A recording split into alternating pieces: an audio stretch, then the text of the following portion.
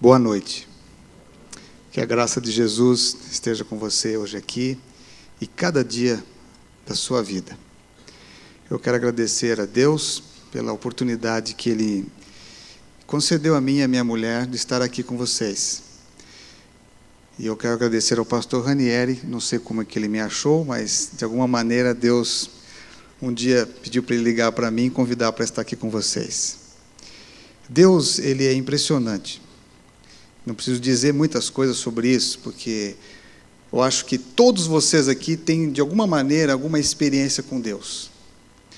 E a semana de oração é uma outra forma de nós, como família espiritual, a gente entender algum outro aspecto novo de Deus. E ao estarmos aqui essa semana, eu vim aqui para agradecer ao meu Deus e a essa escola.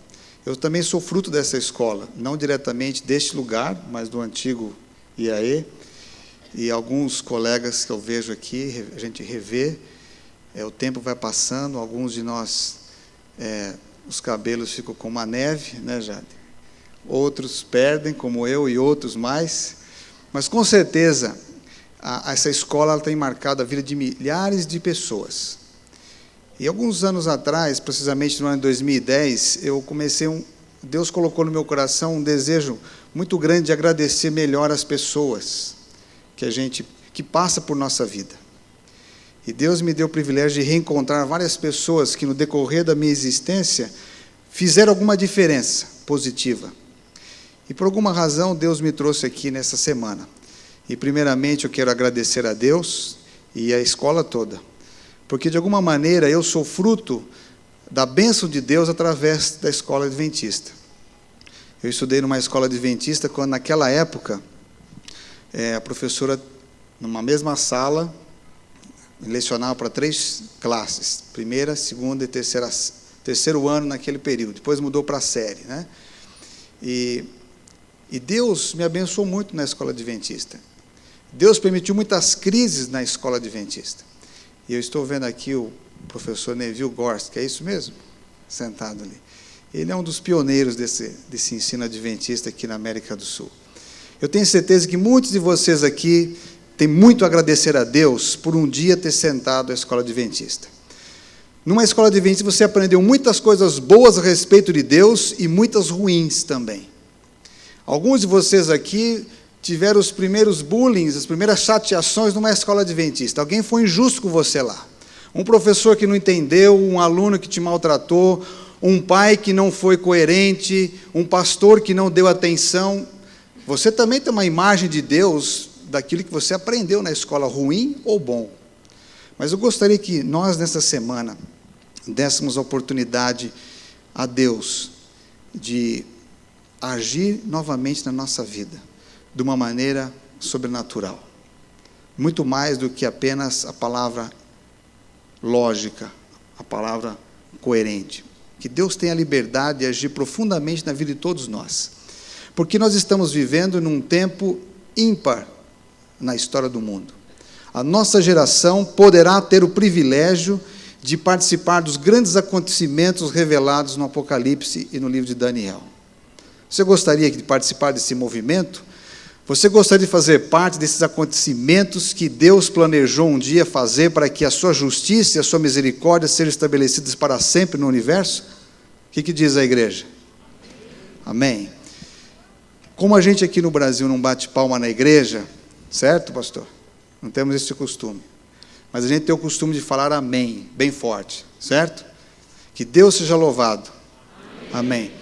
Nós temos o privilégio de participar de uma geração ímpar neste mundo.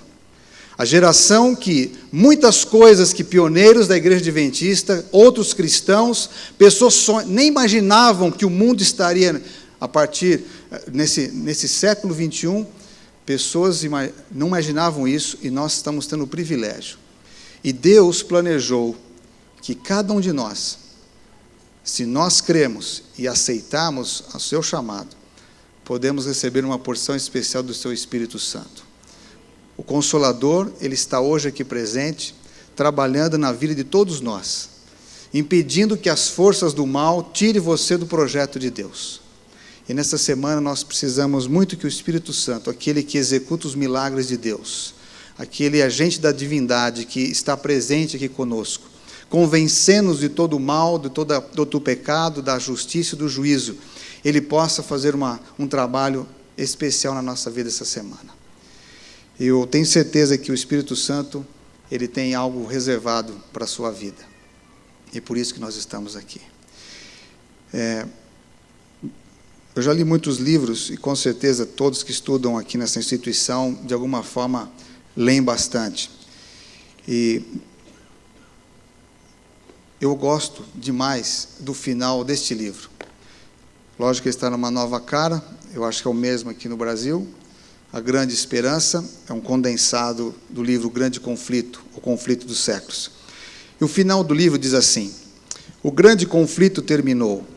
Pecado e pecadores não mais existem. O universo inteiro está purificado. Uma única pulsação de harmonia e alegria vibra por toda a vasta criação. Daquele que tudo criou emanam vida, luz e felicidade por todos os domínios do espaço infinito. Desde o minúsculo átomo até o maior dos mundos, todas as coisas animadas e inanimadas, em sua serena beleza e perfeita alegria, declaram que Deus é amor. Eu acho maravilhoso o final desse livro, porque é uma grande verdade. Deus é amor. Quantos de vocês acreditam que Deus é amor? Amém? E hoje, do que está acontecendo na sua vida, você acredita que Deus é amor? Você acredita que Deus é amor quando 2 famílias de teologanos do IAN morreram num acidente automobilístico? Em algum momento da vida, Deus é amor, ele entra em cena na nossa existência. E com certeza, nós precisamos cada dia mais dessa descoberta de que Deus é amor, bem simples. De tudo que tem no resumo da vida, Deus é amor. E porque Deus é amor, todas as demais coisas que nós convivemos e temos, é possível a sua existência. É possível Deus transformar coisas inanimadas em vivas, porque Ele é amor. Tudo que a gente vê na natureza, o que nós vemos ao nosso redor, é fruto de Deus e amor. A nossa própria existência. Pensa, por exemplo, nas suas mãos. Coloque suas mãos para frente, olhe por elas. Cada um de nós somos diferentes. Não existe uma impressão digital igual, resultado de que Deus é amor. Nenhum de vocês aqui é fruto do acaso. Todos nós, de alguma maneira, existimos porque Deus é amor. Eu gostaria de iniciar esta semana convidando vocês a pensar nisso, algo já conhecido, mas que nós pudéssemos redescobrir o que Deus tem para nós nessa semana, porque Ele é amor.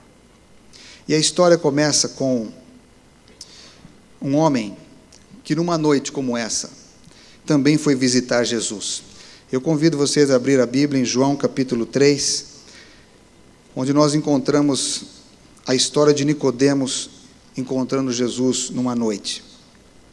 O livro de João é o meu livro preferido no Novo Testamento, possivelmente considerado o último livro escrito do Novo Testamento, onde João tenta condensar o Evangelho eterno que a igreja deve proclamar para o mundo.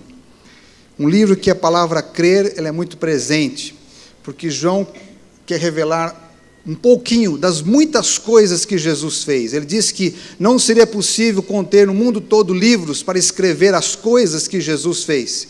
E o que Jesus mais veio fazer nessa terra foi revelar que Deus é amor. Essa visão de Deus estava perdida, mesmo dentro da própria religião judaica. Não tinha uma compreensão correta de que Deus é amor. Muitas vezes a gente fala muito de religião. Essa é uma escola confessional onde religião é falado 24 horas. Tudo que você vê aqui fala de religião. A gente vive essa religiosidade intensamente. E muitas vezes, o Deus que é amor, às vezes não transparece nas religiosidades de muitas religiões do mundo. Nós podemos falar o tempo inteiro que Deus é amor e não viver isso. E o livro de João vem resgatar essa necessidade que o mundo precisa ouvir, que existe referência, que existe alguém que ama a gente e se deu por nós.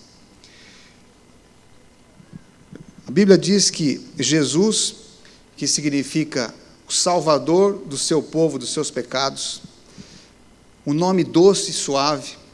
Jesus incorpora vários nomes através do tempo para que cada um deles possa trazer um significado especial. Então, Jesus como Salvador, como é falado muito na mensagem do Novo Testamento, ele vem visitando-nos em pessoa, a divindade tornando-se humana, perto de nós, tocando as coisas que nós tocamos, passando as mesmas lutas que nós passamos, fome, sede, enfermidades. Jesus podia correr o risco disso. Mas Jesus, sendo homem, sendo Deus, esse mistério da piedade, ele andou entre nós. E aos 30 anos, Jesus começa o trabalho, como vocês bem conhecem. E diz aqui que numa certa noite, havia entre os fariseus um homem chamado Nicodemos, um dos principais judeus. Foi ter com Jesus à noite e perguntou a Jesus: Mestre, sabemos que tu és mestre vindo de Deus, pois ninguém poderia fazer os sinais miraculosos que tu fazes, se Deus não fosse com ele. Jesus respondeu: em verdade te digo que quem não nascer de novo não pode ver o reino de Deus. Perguntou-lhe Nicodemos: como pode um homem nascer sendo velho? Poderá voltar ao ventre da sua mãe e nascer? Jesus respondeu: em verdade te digo que aquele que não nascer da água e do Espírito não pode entrar no reino de Deus. Nicodemos, um nome comum, conhecido, aristocrata no seu tempo, que em grego quer dizer Nico ou Nik, quer dizer vitória, Demo ou Demos quer dizer povo, a vitória de um povo. Possivelmente, quando recebeu esse nome, a intenção dos seus pais é que Nicodemos pudesse representar o anseio do povo judeu de ser um povo livre, de ser um povo vitorioso, de ser um povo que, enfim, pudesse andar livremente pelo mundo, fazendo as boas obras, sendo a liderança do mundo do seu tempo. Quantos de nós nascemos e os pais têm grande expectativa da gente? Eu tenho certeza que aqueles que são pais, a maioria dos pais, possivelmente presentes aqui, quando tiveram seus filhos, sonharam grandes coisas para os seus filhos. E todo judeu, em geral, ele sonha grandes coisas para os seus filhos. Ao nomear o 8º dia naquele período, possivelmente eles tinham nomes significativos que pudesse fazer com que aquele filho ou aquela filha se tornasse um vitorioso na vida. E quantos de vocês estão aqui e sabem o preço de uma vitória? Quanto custa para chegar lá? Nicodemos, como um rabi, também como um mestre, como estudioso das Escrituras, ele visita Jesus numa noite, reconhecendo a grandiosidade da obra de Jesus, dos milagres e sinais, como é comum, quando nós nos aproximamos de pessoas poderosas, influentes, nós muitas vezes prestamos nossa admiração para com elas. E assim foi Nicodemos com Jesus. O Senhor não pode ser qualquer pessoa, porque os milagres que o Senhor realiza não são coisas comuns. Um homem que chega, por exemplo, no templo e expulsa os cambiadores para os grandes líderes da cidade de Jerusalém, não é uma pessoa comum. E Jesus, que compreende cada um de nós, sabe que não adianta a gente ficar com muitos rodeios. Jesus sabe aonde nós mais precisamos de mudança na nossa vida. E Jesus disse para Nicodemos: para você ver o reino dos céus, você precisa nascer de novo, da água e do Espírito. Bom, todos nós aqui, em geral, sabemos disso.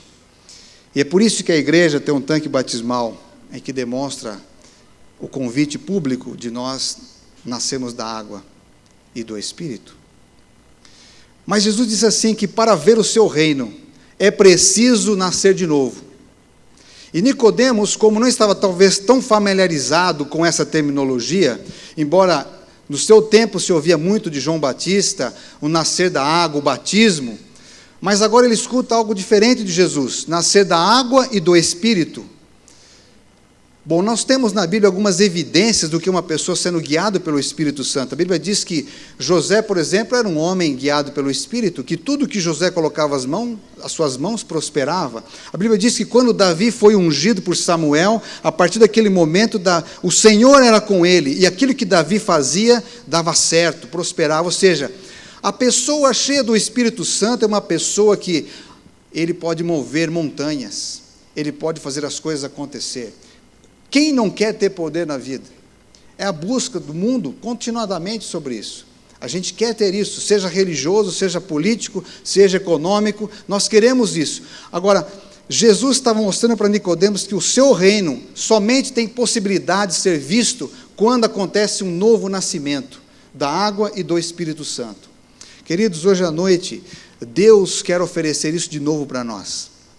Não um batismo literal nas águas para aqueles que já foram batizados, mas Deus quer que a gente nasça do Espírito, ver as coisas na perspectiva de Deus. Quando nós não somos nascidos de novo, nós não conseguimos enxergar as coisas espirituais. Às vezes lidamos com as coisas religiosas, mas não temos poder. A nossa vida não consegue compreender a visão de Deus, o amor de Deus. Isso parece ser simples, mas Nicodemos, no verso 4 do João 3, ele disse assim, perguntou Nicodemos, como pode um homem nascer sendo velho? Primeiramente, ele pergunta isso literalmente, como que pode um homem já idoso nascer de novo? Mas a vida deste mundo, ela nos torna velhos muito rápidos. Você pode ser um jovem de 18 anos e estar aqui no NASP e ter uma cabeça de 80 anos.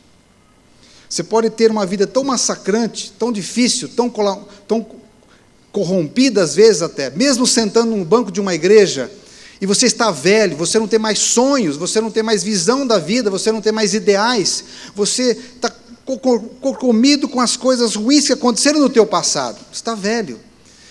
A velhice espiritual acontece com milhões de pessoas, a tal ponto que o próprio Novo Testamento, Paulo diz que nós, neste mundo, quando nascemos mortos dos nossos pecados. Nós todos precisamos algum tempo atrás, quando não fomos batizados, de um novo nascimento. E Nicodemos ouviu de Jesus que para ver o seu reino, é preciso nascer de novo. Nascer da água e do Espírito.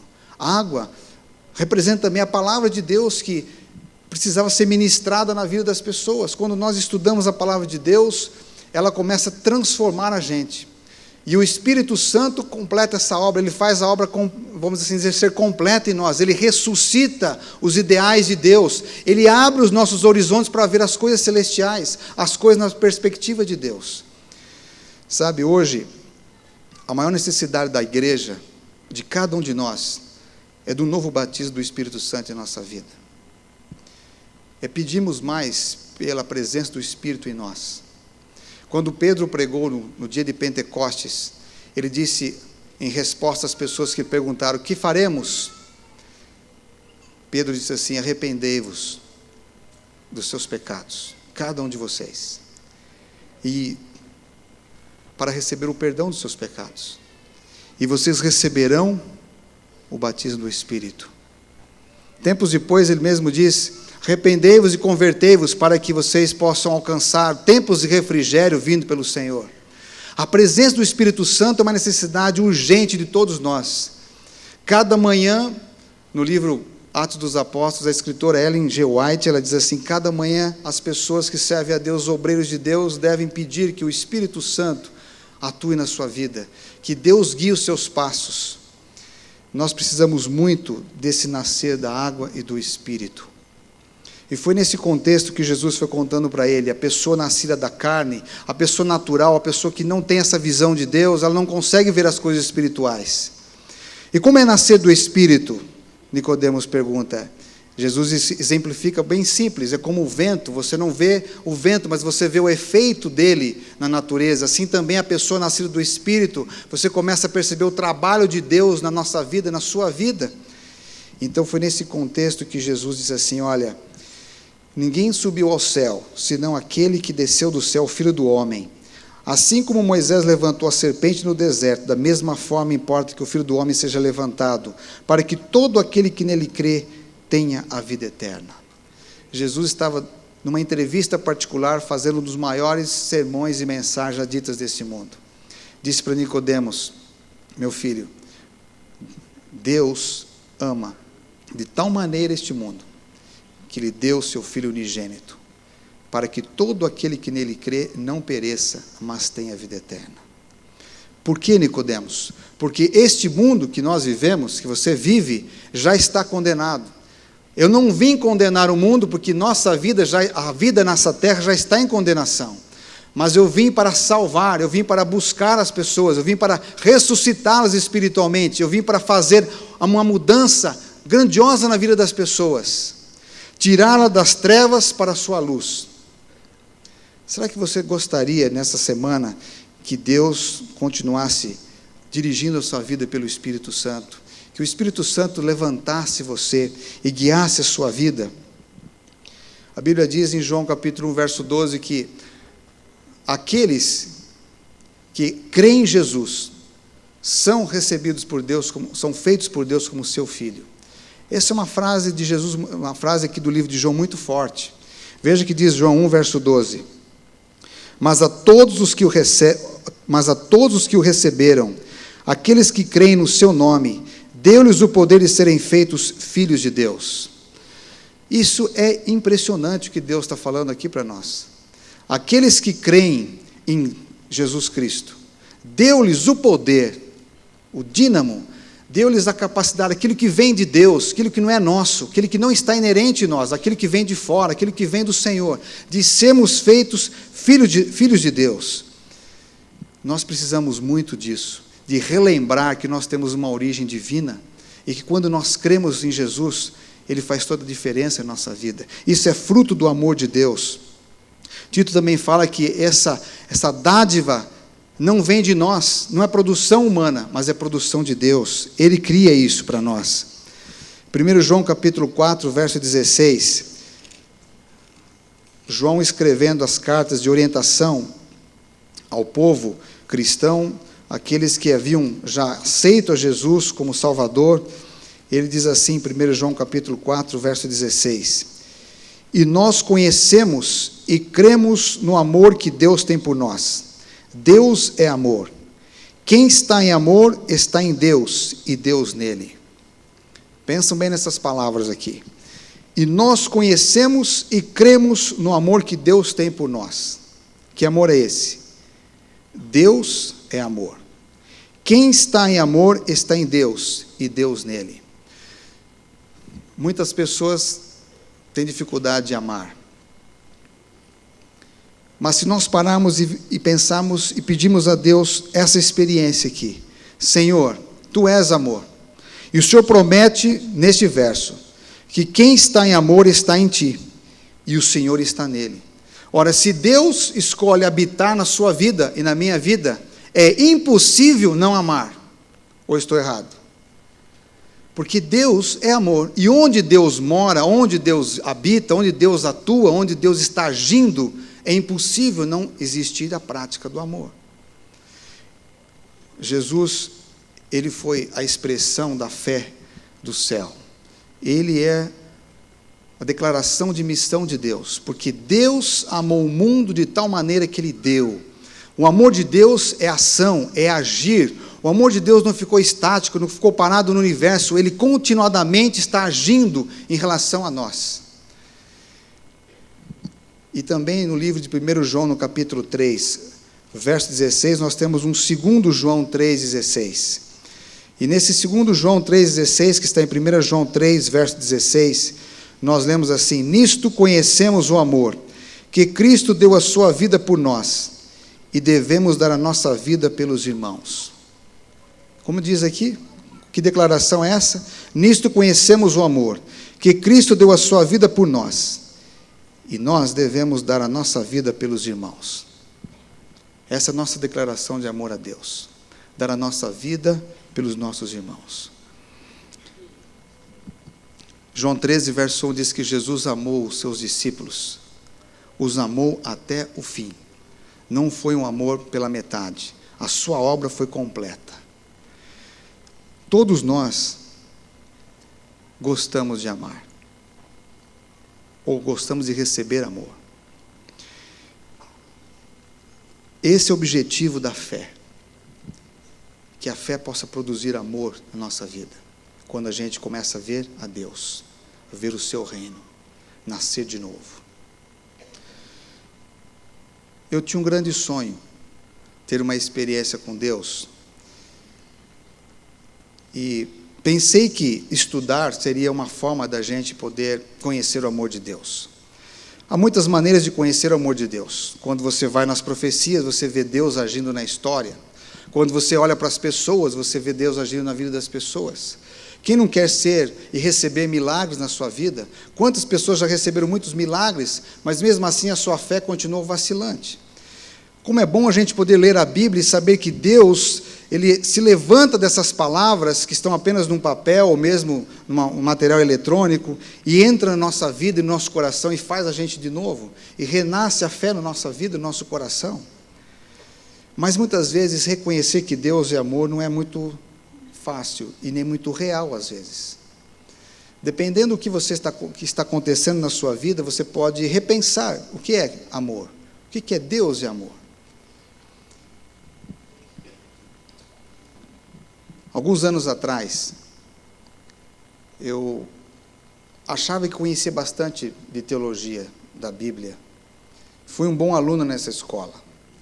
Sempre primei para estudar, dar o meu melhor. E eu acredito que tem vários alunos assim aqui. Alunos que gostam de tirar as melhores notas, que gostam de fazer os melhores trabalhos. E parabéns. E isso é importante. E uma escola tem seu valor quando ela passa na nossa vida e nos ensina o melhor academicamente falando. Deus também tem uma escola que envolve leitura, ensino, mas a escola de Deus ela envolve um processo. Aquilo que nós fazemos no decorrer daquilo que nós estamos aprendendo. Deus se preocupa muito mais com o processo do que com o resultado final. Embora o resultado, tirar uma boa nota, conseguir um cargo importante, ter um bom chamado, conseguir criar alguma empresa, fazer algumas coisas boas, construir até igrejas, criar uma empresa poderosa, ter um bom trabalho, tudo isso é um resultado importante na vida daqueles que estudam e se aprimoram na vida. Mas muitas vezes nós não preocupamos com o processo para chegar nesse resultado.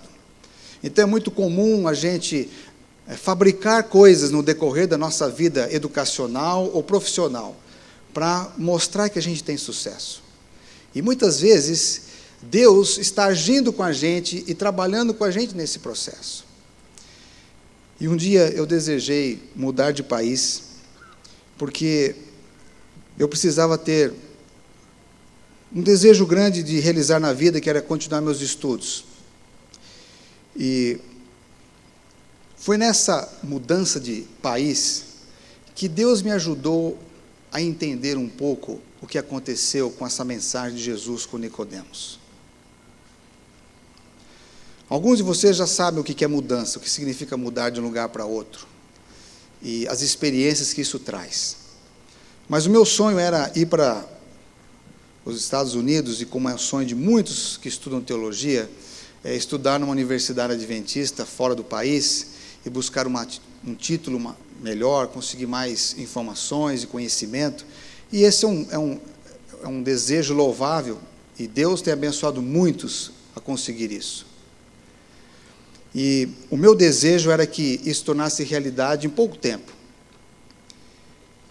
E Deus sabe o que Ele faz, e Deus tem um plano com a nossa vida. E eu fico feliz que, naquela noite, Nicodemos, ele talvez não se tornou um discípulo fiel de seguir a Jesus, mas a mensagem de Jesus ficou no coração daquele homem, e você vê no final do ministério de Cristo, ele se levantando como discípulo de Jesus. E Deus tem um tempo certo para as coisas, e quando nós deixamos Deus agir, Deus ele vai trabalhando e vai cuidando de todos os detalhes da sua vida. E quando eu cheguei em 1990, na semana que o Collor de Mello decretou a poupança de muita gente no Brasil, eu desembarquei em Miami com vários sonhos. Uma mala pequena, mas muitos sonhos, muitos ideais. E eu fui para uma instituição de intercâmbio com mais outros amigos, e nosso objetivo era aprender inglês um tempo ali, e nós íamos para Michigan, na Andrews. E Deus começou a abençoar a gente, conseguimos aprender um pouquinho mais da língua e começamos a arrumar alguns trabalhos extras. E você sabe que as coisas fora do Brasil, elas são caras, elas custam muita coisa. E naquele período a gente não tinha todo o recurso que precisava, e comecei a trabalhar, e achava que trabalhar bastante é uma coisa que ajuda a gente para conseguir os nossos recursos. E eu lembro que eu consegui vários trabalhos, principalmente na área de limpeza, que é uma área que eu não gostava muito. Eu acho que ninguém gosta de fazer limpeza de casa, limpeza de restaurante. A gente, muitas vezes, na vida não gosta de muitas coisas, e o anjo do Senhor registra certas coisas que a gente não gosta, mas que a gente precisa. Talvez você está hoje trabalhando em alguma coisa nessa escola que você não gosta, mas não se preocupe, que Deus ele está atuando na sua vida, e Deus vai ajudar você. E uma das coisas que eu detestava de fazer na vida era trabalhar com limpeza, mas onde eu cheguei, eu consegui um trabalho de limpeza. E era um restaurante, aliás, eram 3 restaurantes e um hotel. Éramos poucos imigrantes na região de Miami, adventistas, e ali existia um brasileiro que dava trabalho para outros. Nós conseguimos alguns trabalhos ali, e ele me perguntou assim: o que você fazia no Brasil? Eu disse: olha, eu era pastor de jovens, eu trabalhei 2 anos, e resolvi ter uma experiência fora do país, vim para estudar. Ele falou: olha, eu tenho um trabalho muito bom para pastor. E me colocou nas mãos um estilete. Falou: olha, o seu trabalho são 8 andares nesse hotel Hyatt, e você vai limpar todas as frestas dos pisos e dos banheiros a noite toda. Esse é o trabalho que eu vou dar para você. $4,50, e no final do mês eu te pago. A gente paga por semana, mas para vocês nós vamos pagar por mês, que é mais fácil para a gente. Bom, comecei a fazer aquele trabalho, e num lugar muito sofisticado, muito lindo, pessoas bonitas, pessoas sofisticadas, grandes concertos, e a gente ali com aquele uniforme de limpeza, passando a noite trabalhando. E eu comecei a pensar o seguinte: o que é que eu vim fazer aqui? Qual é o meu propósito na vida? Eu vim aqui para fazer esse tipo de limpeza. Quando eu corri a vida inteira desse negócio, nunca quis muito isso, mas aqui estou fazendo esse tipo de trabalho, e comecei a trabalhar nisso e fazer o meu melhor, mas aquilo foi consumindo com o passar dos dias, e durante o dia a gente limpava também outros restaurantes e casas, enfim, dormíamos 4 horas por dia, na intenção de conseguir dinheiro para continuar nossos estudos. E às vezes a gente, quando é jovem, faz muitas coisas achando que essas coisas são as mais importantes para você conquistar os seus ideais. E a gente fez isso. Até que um dia, passado mais ou menos 3 meses, era um período de conferência geral, e muitos pastores do Brasil passaram por Miami em direção a Indianápolis. E quando eu entrei no aeroporto, na imigração, perguntaram assim para mim: o que o senhor veio fazer aqui? Eu disse assim: eu vim para participar de um congresso da Igreja Adventista, que eu quero assistir em julho, em Indianápolis. E deu a propaganda do congresso. Tá bom. Então ele deu exatamente 3 meses de entrada no país, que correspondia ao período que eu estaria visitando. Mas quando chegou o período de eu ir para o congresso, eu resolvi não ir e ficar trabalhando. Exatamente na noite que eu deveria estar me organizando para ir, um colega que morava ali, ele tinha um carro recém-adquirido, e meu carro havia quebrado. E disse: você pode me emprestar o seu carro, porque eu não vou com vocês para Indianápolis, mas eu vou trabalhar. E eu fui para o trabalho. E na volta desse trabalho, sem dormir vários dias, trabalhando direto para tentar economizar o dinheiro, eu e alguns amigos, na volta desse trabalho, por volta de 11 horas da manhã, aconteceu um blackout na minha cabeça. Eu dormi maravilhosamente bem no volante do carro. E eu acordei sendo retirado pelos médicos, paramédicos, debaixo de um ônibus. Na colisão, pela graça de Deus, o Senhor quebrou o banco, e eu não morri. Deus me salvou. Mas esse acidente me custou 2 anos de recuperação. Esse acidente, ele mudou muita coisa na minha vida. Porque esse acidente, a princípio, ele me afastou de Deus. Esse acidente, eu comecei a questionar todas as formas de religião que Deus apresenta na Bíblia e através das pessoas. Eu acho que cada um de vocês, em algum momento na vida, já passou ou poderá passar um momento de crise espiritual séria. Não crise espiritual no sentido de espera só, mas no sentido de: será que realmente Deus existe? Será que a vida é assim mesmo, dessa forma como Deus age? Por que todo esse tempo que eu fui fiel a Deus, andei com o Senhor, planejei minha vida, e nunca deu certo? As coisas agora descamam de um jeito horrível. Por que passar por isso? Por que ficar aqui nessa cama, recuperando? Por que toda essa perda? Por que essa dívida imensa? Porque não tinha seguro para cobrir as despesas do carro, nem seguros médicos. E eu fui colocado numa casa para cuidar de um judeu, aliás, morar na casa de um senhor judeu, de 85 anos de idade, com câncer. Então, era um doente de um lado, outro doente de outro, morando de uma certa misericórdia que Deus abriu para mim. E nesse período de 2 anos, foi difícil entender que Deus é amor. Até que um dia eu resolvi sair da igreja.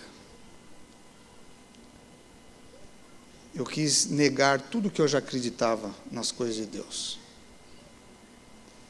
E eu lamento ter acontecido isso por um período da minha vida. Mas eu tenho que contar isso para vocês.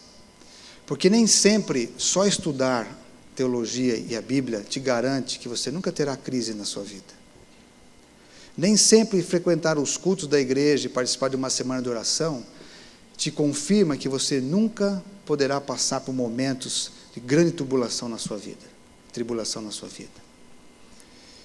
E naquele período, foi numa sexta-feira à noite, como essa aqui, que eu resolvi trabalhar pela primeira vez na minha vida num sábado.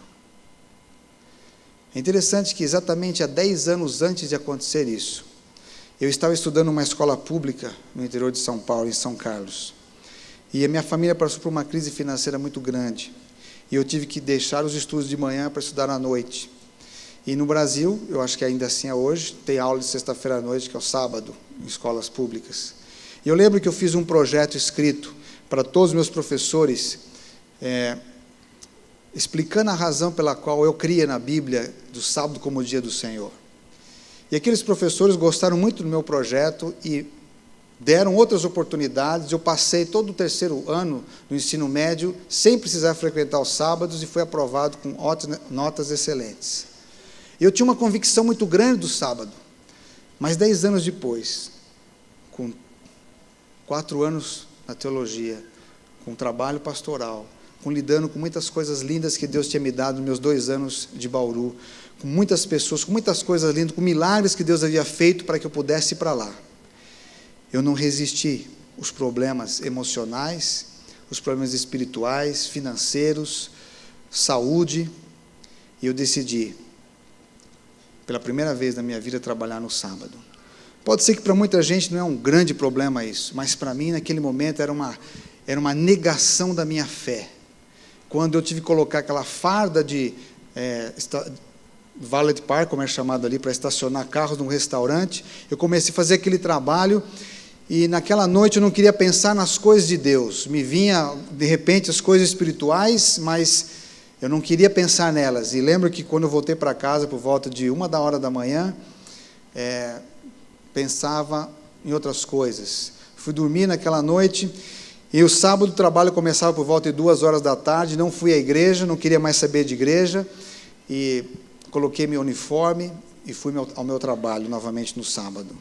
E quando chegou a noite, na hora de entregar alguns carros, lá é costume de alguns restaurantes estacionar os melhores carros na frente do seu restaurante.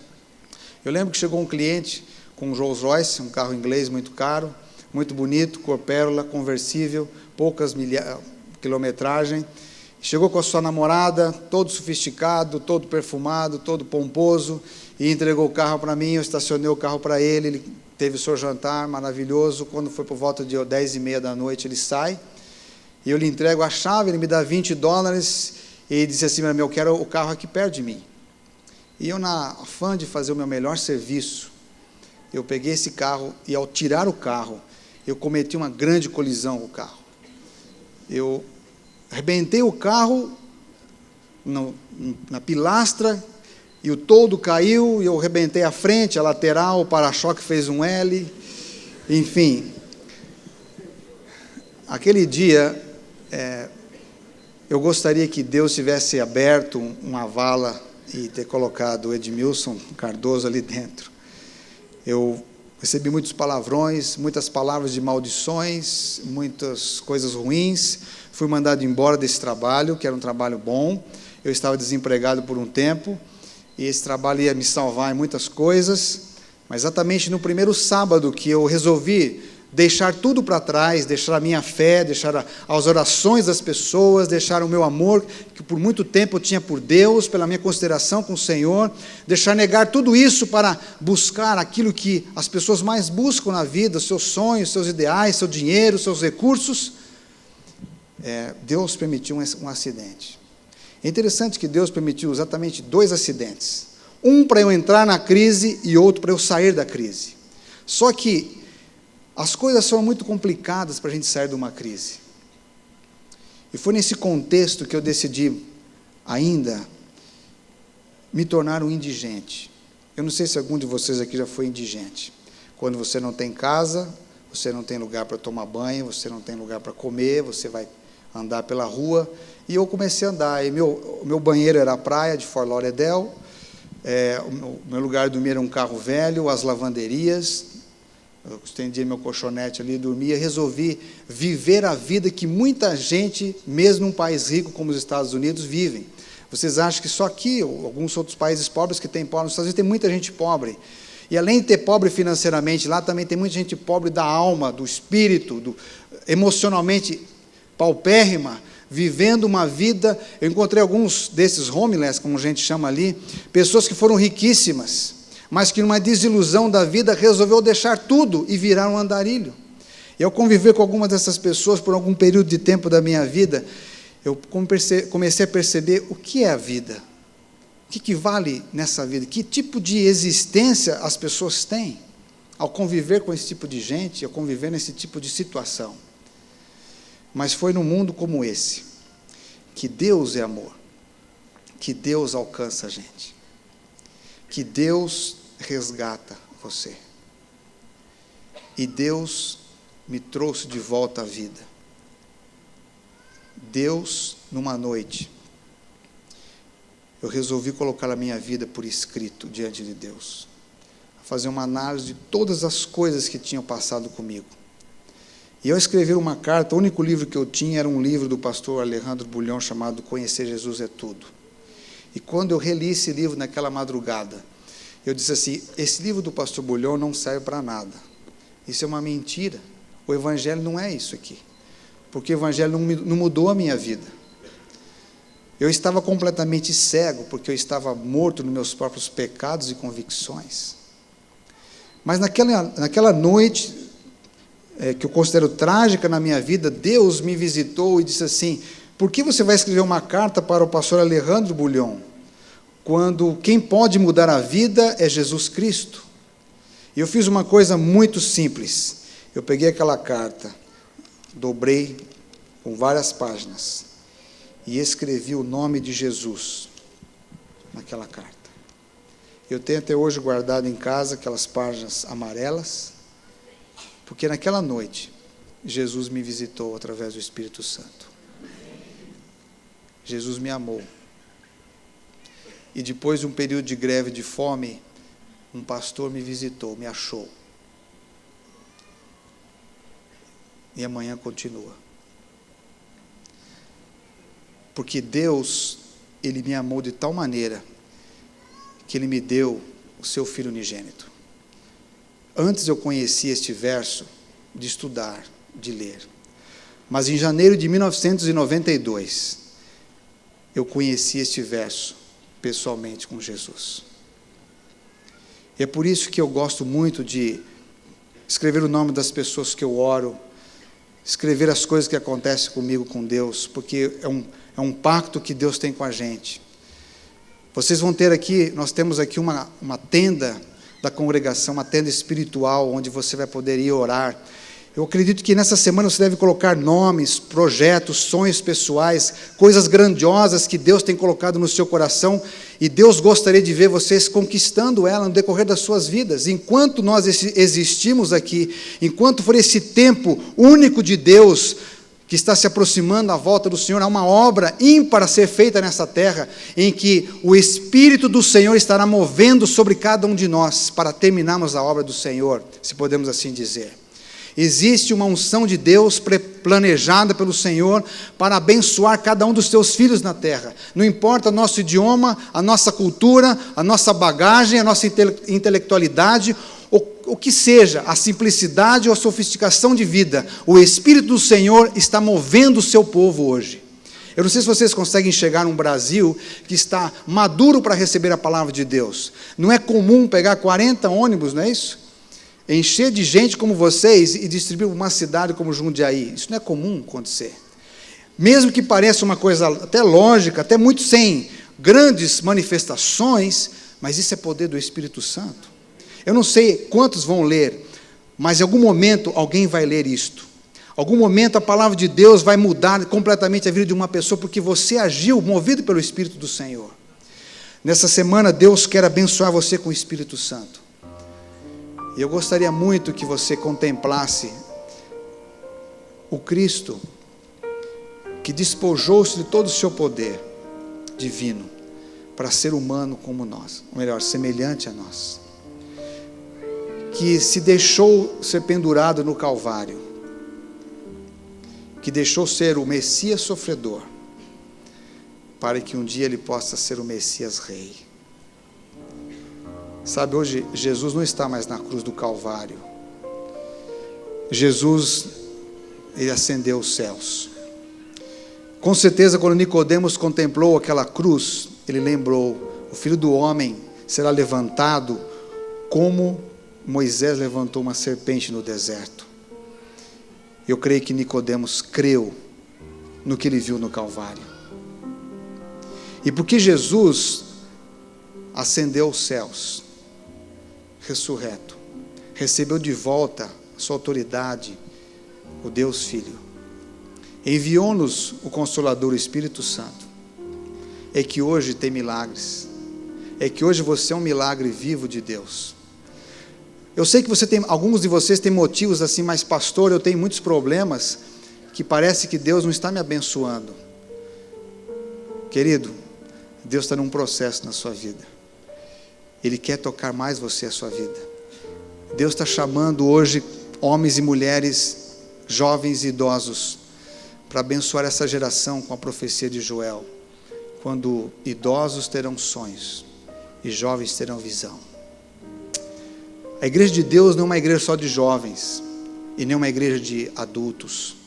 É uma igreja completa, em que homens e mulheres, jovens e idosos, crianças e adultos, Deus quer ungir com o seu Espírito. Sabe, hoje é um dia de nós contemplarmos o amor de Deus. Eu queria que você ficasse em pé nesse momento.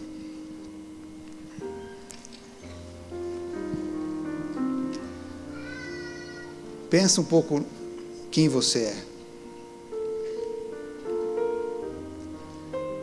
De onde você veio?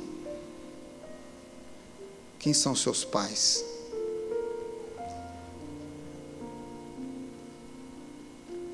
Pensa um pouquinho nos sonhos que você já realizou na sua vida. O Espírito Santo, ele tem uma obra para terminar em cada um de nós. Em algum momento no futuro, essa obra da graça de Deus, ela será terminada. Mas hoje é o tempo oportuno de Deus.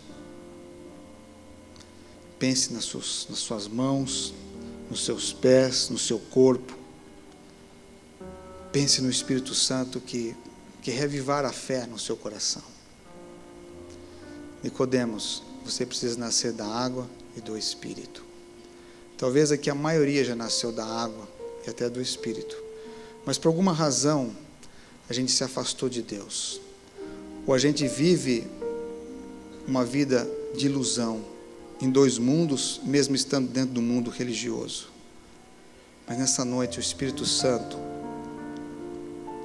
quer trazer uma nova unção na sua vida, quer restaurar coisas perdidas, quer restituir graça e bênção que talvez já saia esquecida na sua vida. Que bom que você escolheu estar aqui nesta casa, a casa do Senhor, e que o Senhor fortaleça a sua vida. Nesse momento eu queria chamar, creio que é Bruno. Ele vai cantar um hino, Que Amor é Esse? Para a gente pensar. Dê a mão à pessoa que está do seu lado. Como é importante a gente ter pessoas do nosso lado. Deus providenciou você na igreja para você não sentir solidão, para ter alguém para orar por você. E talvez essa pessoa que está do seu lado, você possa escolher orar por ela essa semana. Descubra depois do cântico, da oração, o nome dela, se você não sabe. Mas aqui nós não podemos ser nenhum de nós sem ter alguém para orar nessa semana. Alguém daqui mesmo, perto da gente, do nosso lado. Quem sabe conhecer mais essa pessoa, porque o Espírito do Senhor vai agir nessa oração que você estará intercedendo essa semana.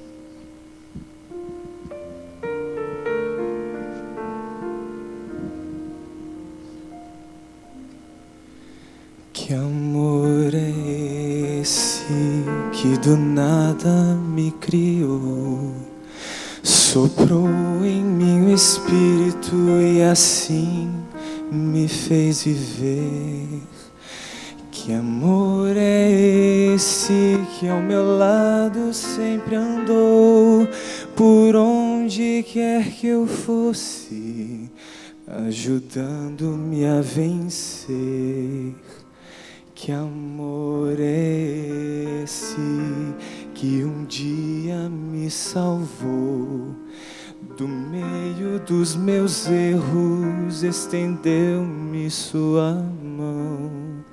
Que amor é esse que esqueceu o mal que eu fiz e em toda a minha vida e me deu o seu perdão?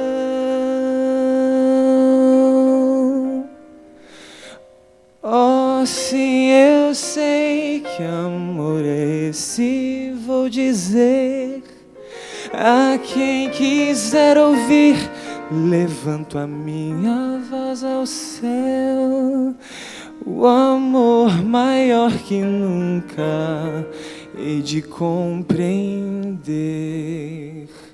O amor que tudo pode é o amor de Deus.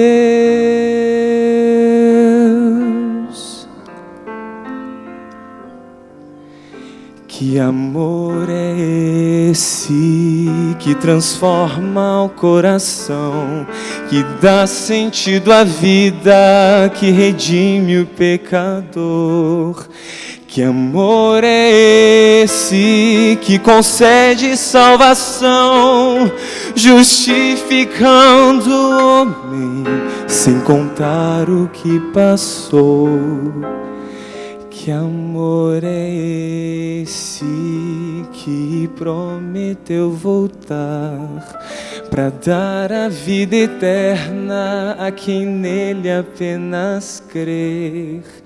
Que amor é esse que a própria vida deu, deixando a sua glória, vindo ao mundo pra morrer?